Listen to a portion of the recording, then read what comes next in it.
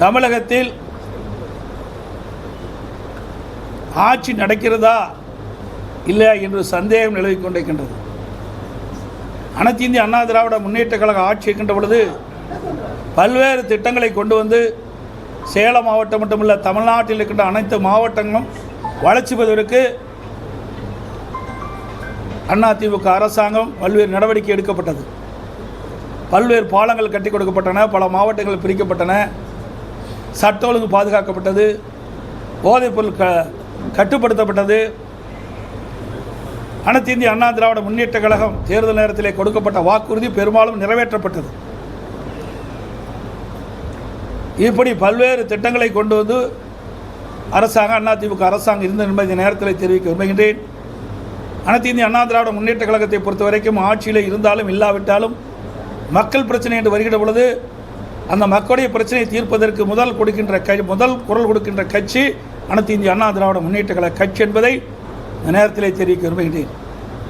அதோடு காவிரி நதிநீர் பிரச்சனை 50 ஆண்டு காலம் தீர்க்க முடியாத பிரச்சனை.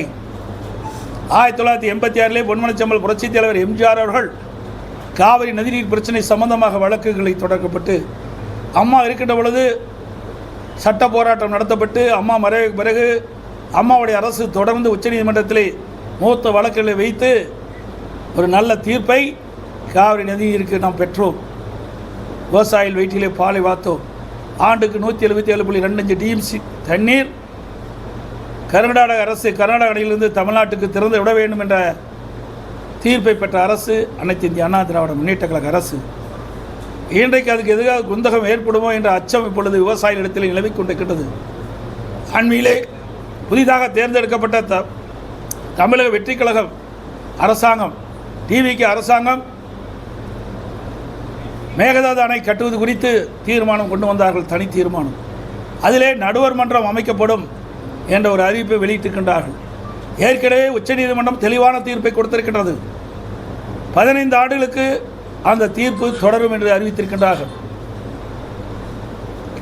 கீழ்ப்படுகை மாநிலத்தினுடைய அனுமதி இல்லாமல் மேல் படுகையில் இருக்கின்ற மாநிலம் எந்த ஒரு கட்டுமானத்தையும் காவிரி ஆற்றிலே செயல்படுத்தக்கூடாது என்று தீர்ப்பை கொடுத்திருக்கின்றது. அதோடு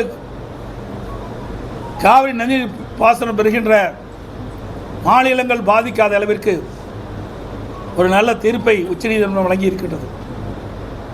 அந்த தீர்ப்பிலே காவிரி நதிநீரை தடுக்கவோ தேக்கவோ திருப்பி அனுப்பவோ கூடாது என்ற தீர்ப்பை கொடுத்திருக்கின்றது. அப்படி இருக்கின்ற பொழுது நடுவர் மன்றம் தேவையற்றது. ஒரு குழப்பத்தை ஏற்படுகின்ற விதமாக புதிய அரசாங்கம் இதை அறிவித்திருக்கின்றது. விவசாயிடத்திலே மிக கொந்தளிப்பு ஏற்படுத்தியிருக்கின்றது. குறிப்பாக டெல்டா மாவட்ட விவசாயிகளிடத்திலே மிகப்பெரிய அச்சம் ஏற்பட்டிருக்கின்றது. இன்றைக்கு ஊடகத்தின் வாயிலாக பார்த்தேன், தமிழகத்தில் இருக்கின்ற முக்கிய விவசாய சங்க தலைவர்கள் நடுவர் மன்றத்தை பற்றி குறிப்பிட்டு பேசியிருக்கின்றார்கள். நடுவர் மன்றம் தேவையற்றது என்று. நானும் சட்டமன்றத்திலே இதை வலியுறுத்தி பேசியிருக்கின்றேன். என்னை போல கம்யூனிஸ்ட் கட்சிகளும் மற்ற கட்சிகளும் இந்த நடுவர் மன்றம் தேவையற்றது என்று சட்டமன்றத்தில் வலியுறுத்தியிருக்கிறார் என்பதை இந்த நேரத்தில் தெரிவிக்க விரும்புகின்றேன். அதோடு அண்மையில் 10ஆம் தேதி கரூருக்கு தமிழக வெற்றி கட்சியுடைய தலைவரும் தமிழகத்துடைய முதலமைச்சருமான திரு விஜய் அவர்கள் பேசுகின்ற பொழுது ஒரு கருத்தை சொல்லியிருக்கின்றார். அனைத்து இந்திய அண்ணா திராவிட முன்னேற்ற கழகமும் திமுகவும் கூட்டு களவாடிகள் என்று குறிப்பிட்டிருக்கின்றார். எவ்வளோ பெரிய வார்த்தை! அவர் வகிக்கின்ற பொறுப்புக்கு அது சரியா சிந்திக்க வேண்டும். அவர் ஒரு முதலமைச்சராக இருக்கின்றார். எந்த வார்த்தையை பயன்படுத்த வேண்டும் என்று யோசித்து பயன்படுத்த வேண்டும். அனைத்து இந்திய அண்ணா திராவிட முன்னேற்ற கழகம் கூட்டு களவாளி அல்ல. தமிழக வெற்றி கழக தலைவர் திரு விஜய் அவர்கள்தான் களவாளி. அனைத்து இந்திய அண்ணா திராவிட முன்னேற்ற கழகத்தின் சார்பாக போட்டியிட்டு இரட்டை சின்னத்திலே அவர்கள் போட்டியிட்டு வெற்றி பெற்றவர்களை குதிரை பேரத்தின் மூலமாக ராஜினாமா செய்து வைத்து அந்த ராஜினாமா செய்த உடனே அவர் டிவிகேயில் சேர்த்திருக்கின்றார்களே, இதுதான் எங்களுடைய சட்டமன்ற உறுப்பினர்களை ராஜினாமா செய்ய வைத்து தமிழக வெற்றி கழகத்தில் இணைத்துதான் களவாளிகள். முதலமைச்சர் தான் எங்களுடைய வெற்றி பெற்ற சட்டமன்ற உறுப்பினர்களை ராஜினாமா செய்து கட்சியிலே சேர்த்தவர் அவர்தான் களவாளி. சொல்லுங்கள். தமிழகத்தில் தூய ஆட்சி நடைபெறுதா நீங்கள் தான் சொல்லணும். தூய ஆட்சினார், வெளிப்படை ஆட்சினார். இப்போ யாரெல்லாம் சேர்த்திட்டு இருக்காரு, யார் மேலாம் குற்றம் சொல்லிக்கிட்டு இருந்தார். குற்றம் சொல்றவர்களாம் அவருடைய இயக்கத்தில் இணைச்சிக்கிட்டு தான் இருக்காரு. அப்போ எங்கே போய் தூய ஆட்சி, எங்கே வெளிப்படைத்தன்மை இருக்குது? இந்த ஆட்சியில் என்ன செஞ்சாங்க? இந்த 60 நாட்கள் ஓடி போச்சு. இந்த 60 நாட்களில் இந்த ஆட்சியில் செய்த சாதனை என்ன? ஒன்றே ஒன்று செஞ்சுருக்கிறாங்க, அதுவும் செஞ்ச மாதிரி தெரியல. சிங்கப்பெண் சிறப்பு அதிரடிப்படையணும். எனக்கு இரவில் ஒரு பிரச்சனை நடந்தால் அந்த சிங்கப்பெண் சிறப்படைக்கு யார் பாதுகாப்பு கொடுக்குது?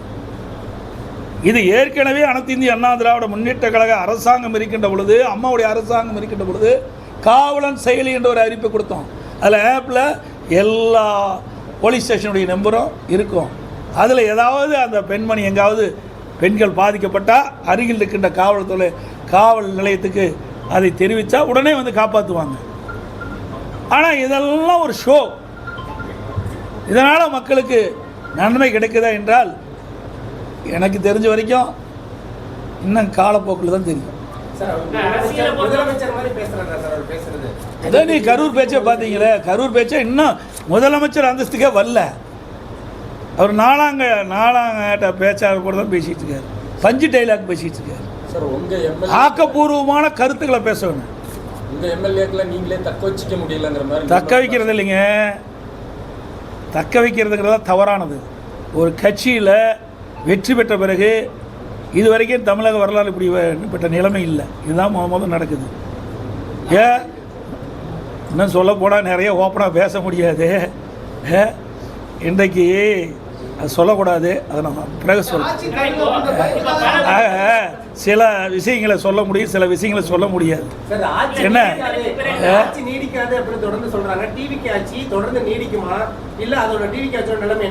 அதான் நான் ஏற்கனவே சொன்னேன். இப்போ ஸ்டாண்ட் இருக்குது, அந்த 3 ஸ்டாண்டு 3 காலம் சரியாக இருந்தால் தான் அந்த ஸ்டாண்டு நின்று நீங்கள் வந்து தொலைக்காட்சி சரியாக இயக்க முடியும். இப்போ அவருக்கு இருக்குது 2 கால் தான் இருக்குது. ஒரு கால் இரவல் கால், அது இடச்சின்னு வச்சுக்க. எப்படி இந்த நம்முடைய கேமரா சாஞ்சிருமோ அது மாதிரி இந்த ஆட்சி சாஞ்சி போயிடும். அந்த கூட்டணி கட்சியில் அங்கம் வைக்கின்ற தலைவர்களை அனுசரிக்க வரைக்கும் இந்த கட்சி நிலைக்கும். இன்றைக்கு அந்த கூட்டணியில் அங்கம் வைக்கின்ற கட்சி தலைவர்களாக நாளுக்கு ஒரு செய்தி சொல்லிட்டு இருக்கிறாங்க. நீங்கள் எல்லாம் பத்திரிகையில் ஊடகத்தில் வருகின்ற செய்தித்தான் நான் சொல்கிறேன். தினந்தோறும் ஒரு செய்தி சொல்லிகிட்டே இருக்கிறாங்க. ஒரு கட்சி தலைவர் என்னங்கிறாரு, நாங்கள் மேதகு ஆளுநர் ஆட்சி வரக்கூடாது என்பதற்காக ஆதரவு கொடுக்குறோம், ஆனால் திமுக கூட்டணியில் அங்கம் வைக்கங்கிறார். அடுத்த நாள் வேறு மாதிரி ஒரு கருத்து சொல்கிறார். இப்படி முரண்பட்ட கருத்து சொல்லுகின்ற கட்சியை நம்பித்தான் ஒரு ஆட்சி செஞ்சுட்டு இருக்காரு. இவர் பெரும்பான்மையோட ஆட்சி போயிடல. அவர் 108 இடத்துல ஜெயிச்சிருக்கார்.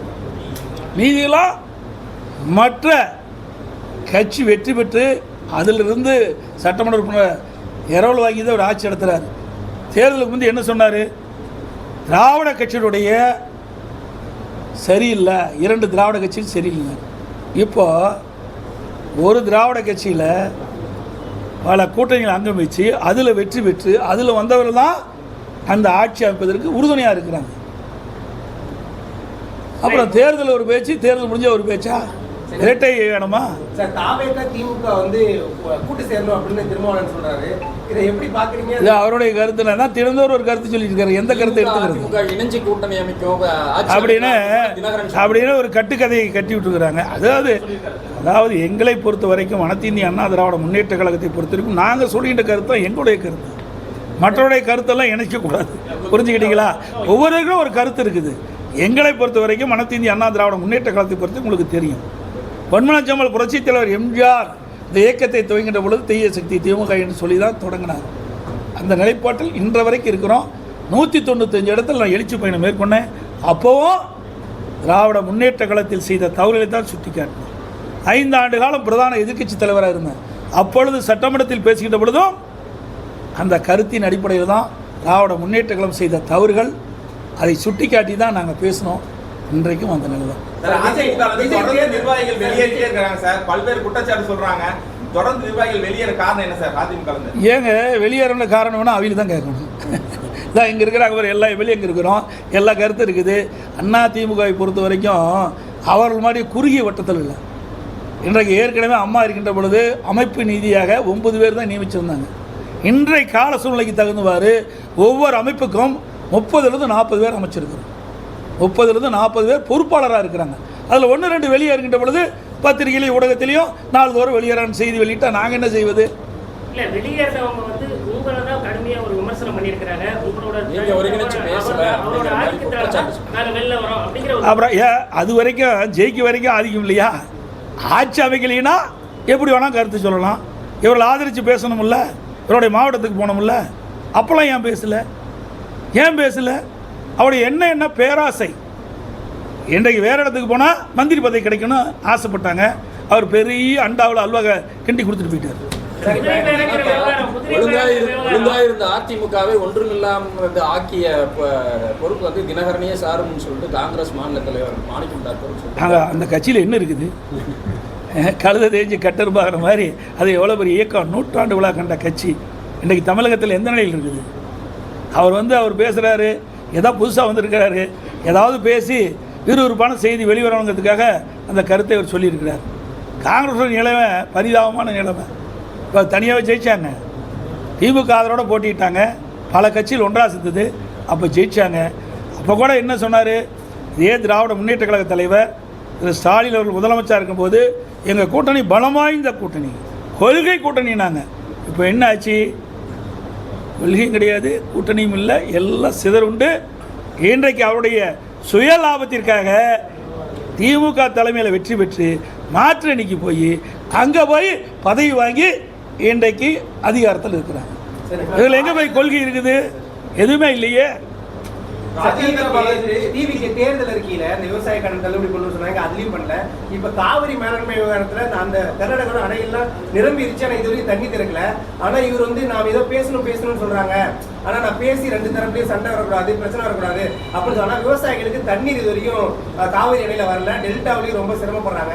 ஆனா விவசாயிகள் மீது எந்த ஒரு அக்கறை இல்லாதவர். ஏங்க அதாங்க கட்சி ஆரம்பிச்சு 2 வருஷம் ஆகுது. ஏதாவது அனுபவம் இருந்தால் பரவாயில்ல, விவசாயிகளை பற்றி சிந்திச்சா பரவாயில்ல, விவசாயிகள் என்ன கஷ்டப்படுறாங்கன்னு தான் பரவாயில்ல. அதெல்லாம் அதுக்கு முன்னுரிமை கொடுப்பாரு. அதான் என்ன, இப்போ அவருடைய அட்வைசர் யார்? தேர்தல் வகுப்பாளர் தான் அட்வைசர். இதுக்கு முந்தி இருந்த திமுக தான் சரி, அண்ணா திமுக தான் சரி, நான் இருக்கும்போது சரி, அட்வைசராக போகிறதா ஒரு அனுபவமிக்க துறை வாரியாக அனுபவம் வாய்ந்த ஒரு துறை செயலாளரை நாங்கள் போடுவோம். அவருடைய அட்வைஸெல்லாம் கேட்போம், அவருடைய ஆலோசனைலாம் கேட்போம், செயல்படுவோம். ஆனால் இவர் ஒரு புதுமை படைச்சிருக்காரு. சினிமாவில் புதுமை படைக்கின்ற மாதிரி ஒரு அரசாங்கத்தில் இவர்களுக்கு யாரெல்லாம் தேர்தல் நேரத்தில் ஆதரவாக இருந்தாங்க, ஆலோசகராக இருந்தாங்க, அவரெல்லாம் இன்றைக்கு அட்வைசராக போட்டிருக்காரு. இன்னொன்று வேடிக்கை என்ன, ஜனநாயகம் படத்தினுடைய தயாரிப்பாளரை இன்றைக்கு அவர் வந்து டெல்லி சிறப்பு பிரதியாக போட்டிருக்காரு. அடுத்து இன்னொன்று எடிட்டிங்கராக யாருக்கு ஒருத்தர் போட்டிருக்கான்னு எனக்கு வந்த தகவல். இது பண்ணால் கொஞ்ச நாளில் அவருடைய மேக்கப் மேனுக்கும் அவர் ஏதாவது பதவி கொடுத்துருவார். ஆக எல்லாமே சினிமா ஆக்கிட்டார். அரசாங்கம் என்பது ஒரு கேள்விக்குறியாகிவிட்டது என்பதை இந்த நேரத்தில் தெரிவித்து அனைத்து ஊடகங்களுக்கும் நன்றி. வணக்கம்.